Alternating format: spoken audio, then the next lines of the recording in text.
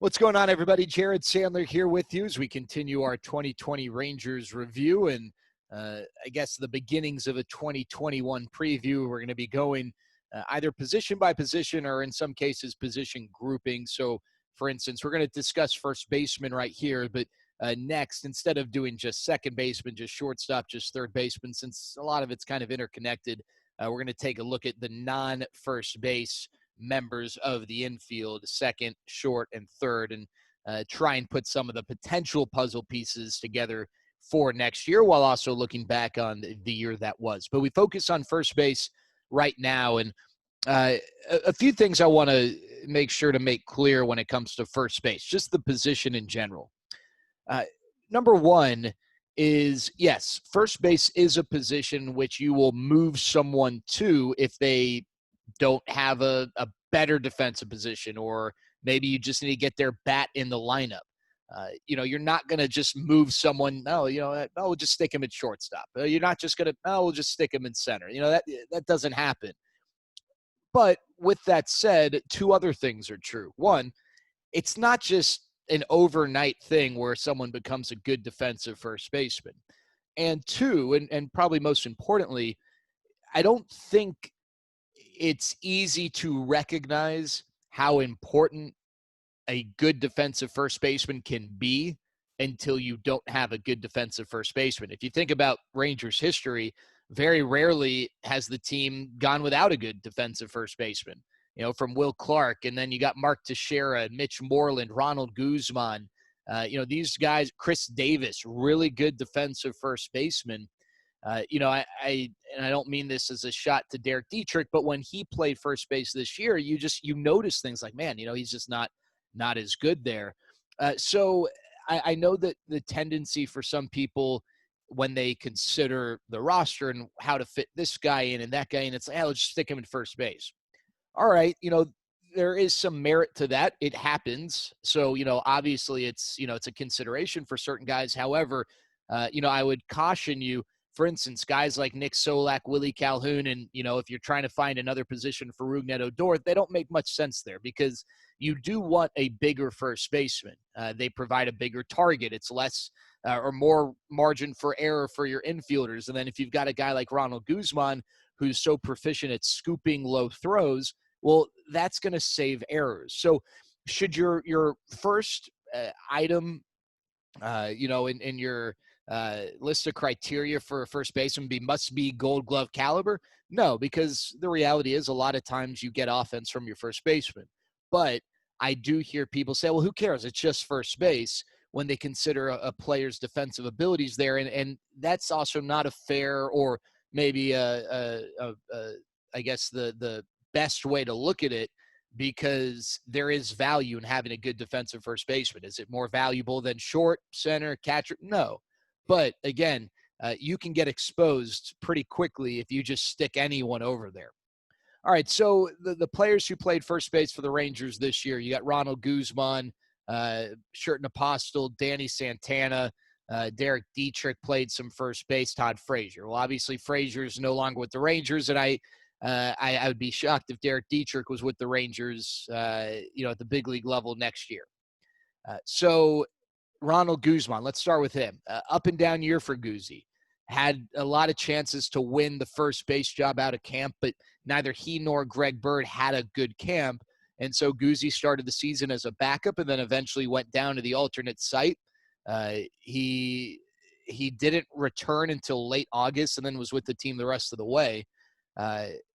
Guzzi this year did look better offensively. Now, small sample, just 78 at bats, but he hit just under 250, but did so with more power than what we've seen in the past, and had his best OPS. Again, small sample size. So if you have a full season, is Ronald Guzman going to go back to where he was?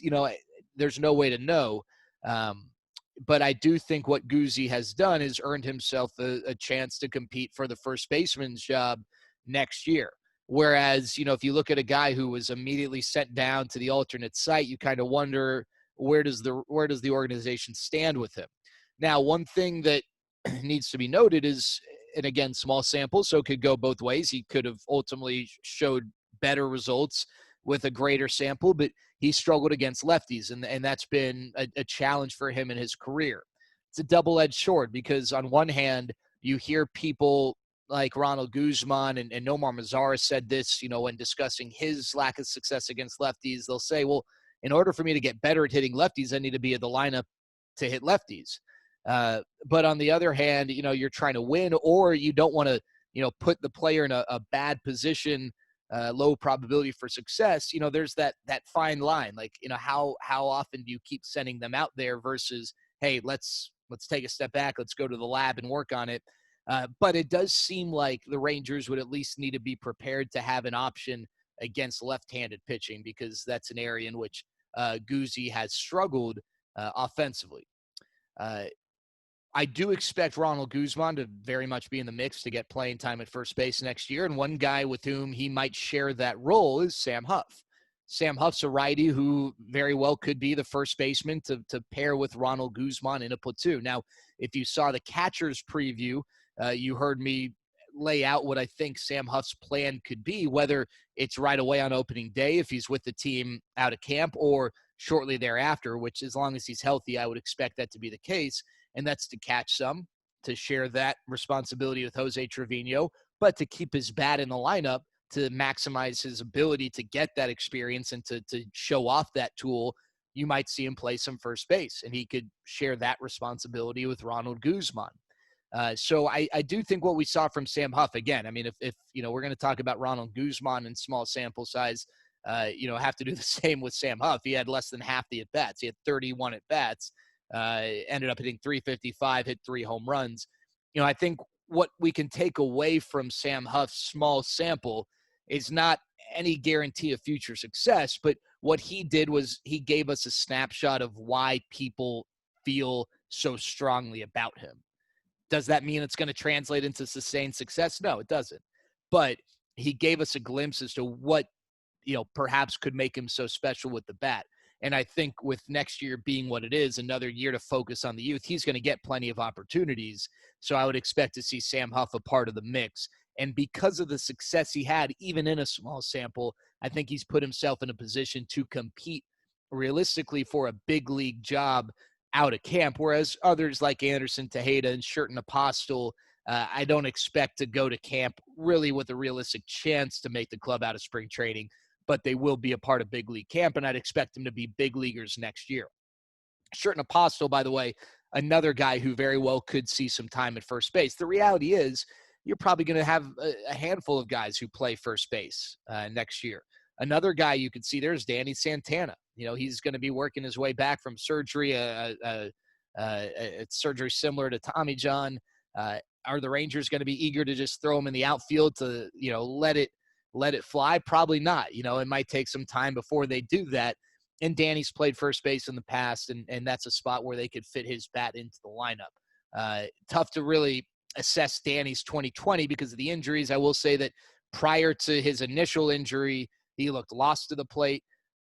After that initial injury, prior to the aggravation of that, he did look a lot better and looked more like last year's Danny Santana. Josh Young's another guy. I think you're going to see Josh Young play a lot on the left side, at third base.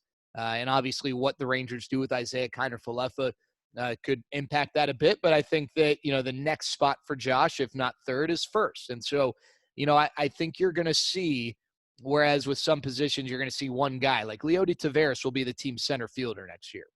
I don't know that you're going to be able to look at one guy between now and spring training and say, this is your first baseman for the 2021 season who's going to 140 games be out there at first base. I think you're going to see some mixing and some matching over the first base spot. It's going to be an opportunity for Ronald Guzman to, maybe prove to the Rangers he can be that guy. And it's also going to be an opportunity for Sam Huff to get, to get more at bats, and a way to also see perhaps Josh Young's bat in the lineup when he gets his chance to come up to the big leagues. I don't think Josh makes the team out of camp.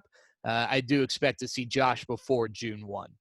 All right, there you go. That's our first base preview. If you have any questions, you can always comment or just reach out to me at Jared Sandler. Looking forward to continuing the Rangers conversation with you through the offseason. Until next time, stay safe, be healthy. We'll talk to you later.